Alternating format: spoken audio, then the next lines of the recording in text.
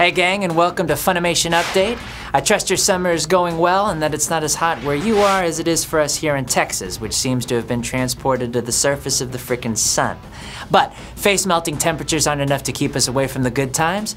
We kicked off our season in LA at AX, and August brings Otakon. You can catch our entire Baltimore battle plan at funimation.com/conventions. And here are some of the highlights. Aside from the Funimation Industry Panel on Friday, there's the Hellsing Ultimate Marathon and the Hellsing Ultimate Panel on Saturday. We have planned tons of premieres and screenings, literally hours and hours of your favorite anime for your viewing pleasure. We got Claymore, Black Lagoon, Tsubasa Season 2, Jose Planet of the Beast King, Case Closed, Hell Girl, Ghost Hunt, Mushishi, Beck, Origin, Baldur Force, Black Blood Brothers, Holic. Just seriously, go to the website. Now, you just heard me mention some shows that you might have associated with other anime companies, and your ears do not deceive. You know that Funimation is working with Genion and ARM, and you've had a lot of questions about what that means. And it's simple. Genion will continue to produce all of its own shows, and Funimation will distribute some of them on DVD. Series like Hellsing Ultimate, Black Lagoon, Elemental Jade, and a few more. With the ARM titles, we picked up some series on behalf of Shoujits that previously belonged to ADV. Right now, we're working to determine where they left off in production so that we can keep the same cast and the same crew that started the production. You're welcome. The release dates are still being tweaked, and you'll hear more about this Genion ARM action sooner rather than later. And where can you hear about all this news? Say it with me now. Very good, Funimation Update. One of the latest tidbits of breaking news that we've shared was Funimation's announcement of Baccano. It's full of Tommy guns, speakeasies, immortals, and features a cast of thousands. Well, it seems that way. I sent Scott to talk with Tyler Walker, the guy that heads up the Baccano production from top to bottom. We also got to chat with Kent Williams, who plays an integral role in the show. And we asked both of them, what's the big idea behind Baccano? Hello, Tyler. Howdy. Can I call you Mr. Walker? Call me Tyler. Okay, Tyler. What's the name of the show that we're talking about here? Because there's been some controversy on how it's properly said. Well, it's Baccano, but I like to give it a little Italian panache, you know? Baccano! See, that's weird because I was calling it Everybody Loves Raymond.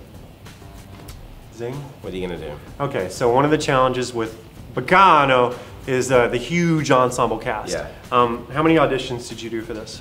Oh, I would say roughly we did about 135. Okay. And so my brain was pretty much jello after that week. What's standard for a new show for auditions? I would say we normally do about 75 or less. Yeah. A lot of people ask this question when we see them out in public. What are you looking for in an actor? How does a person get these gigs? Someone has to be able to give a cold reading without having seen the material, or maybe looking at it for 5-10 minutes. Be able to have presence on the mic. You know, there's no physicality in the acting. So you have to be able to capture the character with just voice, just speaking. So, you know, I'm looking for that reading skills, experience somewhat, although I like to use new people. You know, just reading. Okay, with such an enormous cast in Baccano, how many main characters? Just like, what, 18? There's about 18 leading characters. And that's not even counting all the not counting shopkeepers, like, and Goon street cops. A and guy who gets killed B and, you know, Mafia thug. What's your process as a director to make sure your actors kind of know what's going on? Well, you have to tell them where their character is first. And, you know, there's all these overarching plot lines. Sometimes the character doesn't have anything to do with the other plot line going on, or they got, you know, in this it's broken down into 4 different years. We have 1711, 1930, 1931, 1932. So some of these don't even cross. Right. I mean, this is a big story, and it takes place over 3 years, 4 years, and there's a lot going on. So just kind of have to tell them what's relevant and what's going to motivate them to do this, or keep them in the dark about certain things. Because the character isn't all-knowing. Right. You know, things happen to them as they go along. Oh, that's cool. And so when it happens to them, you get their reaction from it. Does it ever get overwhelming where you have to kind of take a deep breath with so many characters in such a wide scope? You're just like, I wonder how this is going to end up. Yeah? Yeah, especially on a show like this. It's, you know, the name means noise or commotion. And the way that the author intended it was kind of like a stupid commotion, or just a lot of things going on at once, lots of noise, lots of movement, lots of stuff. And so it's kind of like that all the time. you're going through the casting process and you're getting these early scripts. Is there ever a time when you're looking at a character and it just rings out in your brain, you know, so-and-so has to play this role? Does that ever happen for you? Oh yeah, of course. I mean, normally it's kind of, when I get that feeling, it's kind of they have to kind of talk me out of it. You know, I still audition. I don't want to just box myself in, but you know, in this show, we have this character, Gustave Saint Germain, and as soon as I saw him, I thought, well, that's got to be Kent Williams. Yeah. You know. What was it about this character that just that made Kent stand out for you in your brain? Well, he needed to sound intelligent and have this kind of aristocratic sound, and it's something that I've heard Kent do before, and I know that Kent, he really gets into characters, and he would enjoy something like that. Okay, so Baccano, who are you playing in Baccano?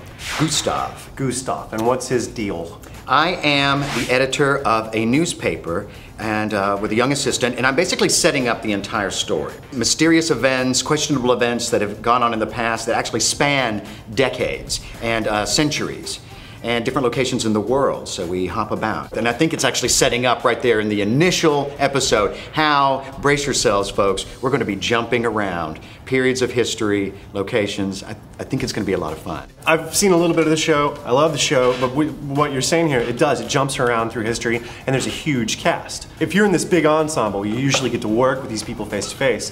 What is it like being one man in the booth? Completely different piece of work, completely different animal. And those of us who are stage actors, we definitely miss just having that one-on-one rapport with another actor. And what is it like in all these shows, and how do you expect it to be with Baccano, when you go in, like you said, you were the first one to film for this show, and so at the end of the day, months later, you get it in your hands. What's that feeling like when you see how it all comes together?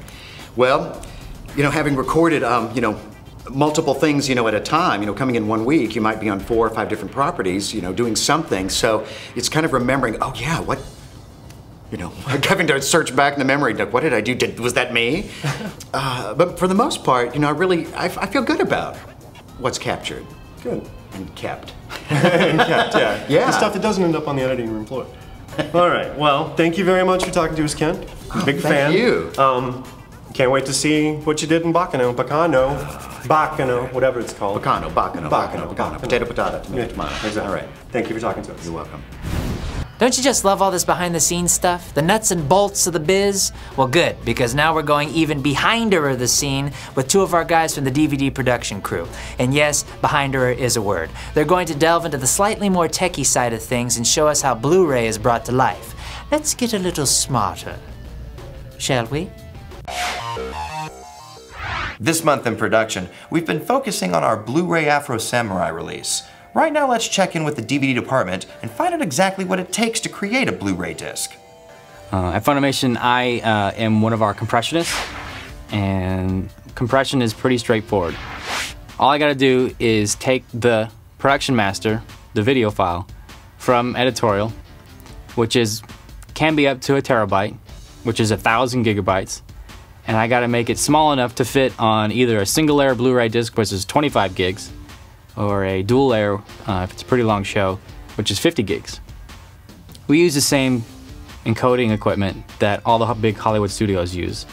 And what that allows me to do is, I can step through the video frame by frame and make sure if there are any encoding errors. The cool thing is though, we have equipment here that is top quality, and generally speaking, unless you have a production quality monitor zoomed in 8 times, you won't be able to see the distortion. Once I get the file to where I need it to be, and where I need it to be is it meets our production standards, it meets the file size so it'll fit on the disc, and it has as little video distortion in it. The audio is also encoded and ready to go, and we have everything in color spec. Then I go over to Matt, I give him the file, and in our authoring department, they start putting it together. What I do for FUNimation is I'm a Blu-ray and DVD author. The authoring process is taking elements such as video, audio, subtitles, graphics, so on and so forth, and assembling those elements with the intent of creating a disc image. Now, we'll take elements such as the graphics and audio and we'll make menus, and those menus need to be programmed. So there's a certain amount of programming where I have to put in commands that when the user hits a button, say play or set up and changes audio subtitles, the right thing has to happen, the right piece of video has to play. And we have to make sure that all the encoded audio and video files are the highest possible quality but still within spec to fit on the disk. And once all that programming comes together and all the elements are combined, we create a disk image which is verified by our quality control department. So once all the bugs are worked out and we've created a disk image, we build that file and send it to our replicator. My background is in DVD and Blu-ray authoring for the major Hollywood studios. I've spent the last many years working on major Hollywood releases, and with Funimation having a need to expand their DVD and to get into Blu-ray, I jumped on that opportunity and moved here from Los Angeles to Texas and to help develop the product. And what we're doing now is bringing Funimation's titles to a Hollywood level, and they're the highest possible quality ever. Well, there you have it. How to make a Blu-ray disc. That's this month in production. We'll see you next month. Speaking of Blu-ray, Afro Samurai continues his bloody march towards justice on the new format with this month's release of Afro Samurai on Blu-ray. Here's the trailer. Number 2 swordsman of the world? He's cold-blooded. Afro! He's a man of legend with fatal technique, a lover, fighter with an ice-cold soul and a Jones for revenge. Afro Samurai. I'm talking to you! One bad brother with a blade for every sucker. Don't get in his way, cause he's a determined mother. Will you stay and watch the fireworks with me? Are you feeling me? Here you are. Lemonade. Can you dig it, Afro? The ladies all turn their heads, and the fools all turn out dead. Dealing out cool, quick revenge is Afro's niche, and the villains can't deny he's one lethal son of a... What it is, one brother, one path, 1,000 deaths. Afro Samurai, you're gonna get what you deserve. August releases? There's a lot of them. Sana shakes things up as it is her way in the Kodacha Season 1 and Season 2 box set. Magical Girls Unite and Sasami Season 1, Ultraman Tiga! And straight from Geneon, Black Lagoon Season 1, Volumes 1 and 2. Alright, so that's what I got for August. In the weeks ahead, there's gonna be video full of Otakon radness all over the Funimation website. Plus, Scott and the Quickie crew are gonna be up in Maryland, coming to you almost live from the convention floor. Let's take our leave by visiting the pirates and smugglers of Black Lagoon. Be here every Monday, and remember, summer's just gonna get hotter, so there's no reason to go outside. Anime, couch, now. Thank you for being here for the Funimation update. I'm Todd, keep watching.